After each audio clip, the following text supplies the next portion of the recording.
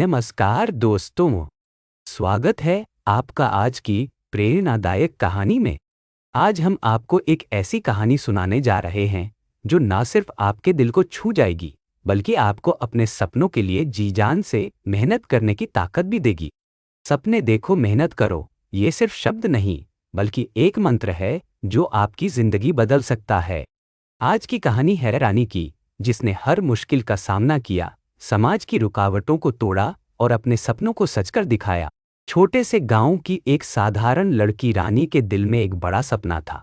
वह डॉक्टर बनकर अपने गांव के लोगों की मदद करना चाहती थी, लेकिन उसकी जिंदगी आसान नहीं थी। उसके पिता एक गरीब किसान थे, जिनकी सारी मेहनत सिर्फ परिवार का पेट भरने में लग जाती थी। गांव में न तो अच्छा स्कूल था, न ही बिजली की सुविधा और न ही समाज का समर्थन। फिर भी रानी के हौसले बुलंद थे।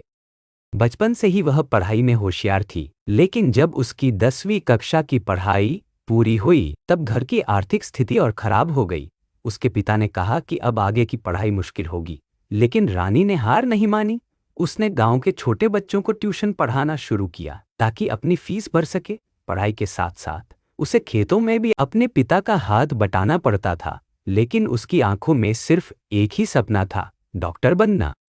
गांव के लोग उसे ताने मारते, कहते कि लड़कियों का काम घर संभालना होता है, डॉक्टर बनना नहीं। कई बार उसे यह भी सुनना पड़ा कि अगर वह पढ़ भी गई तो शादी के बाद सब बेकार हो जाएगा। लेकिन रानी ने इन बातों को नजरअंदाज किया और खुद को साबित करने का संकल्प लिया। जब वह 12वीं कक्षा में थी, तभी उसकी माँ गंभीर रूप से बीमार हो गई।